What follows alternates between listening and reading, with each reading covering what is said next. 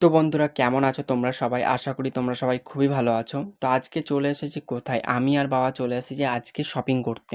পুজো তো চলেই এলো, তো শপিংও করতে চলে এসেছি। বাবা এইদিকে নিচ্ছে প্যান্ট আর জামার ছিট। তো প্যান্টের ছিট এটা পছন্দ হয়েছে বাবার, তোমরা দেখতে পাচ্ছ নিশ্চয়ই। শার্টের ছিট এটা পছন্দ হয়েছে।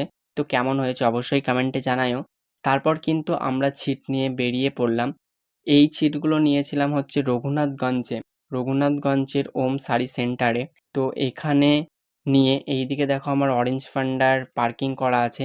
তো অরেঞ্জ পান্ডাকে বার করে আমরা চলে গেলাম টেলারে জিজ্ঞাসা করলাম যে পুজোর আগে কি তোমরা বানিয়ে দিতে পারবে? বললো হ্যাঁ, আমরা ষষ্ঠীর দিন দিয়ে দেবো। তো এইদিকে বাবার মাপ নিতে লাগলো জামা প্যান্টের। তো এইদিকে মাপ নিচ্ছিল।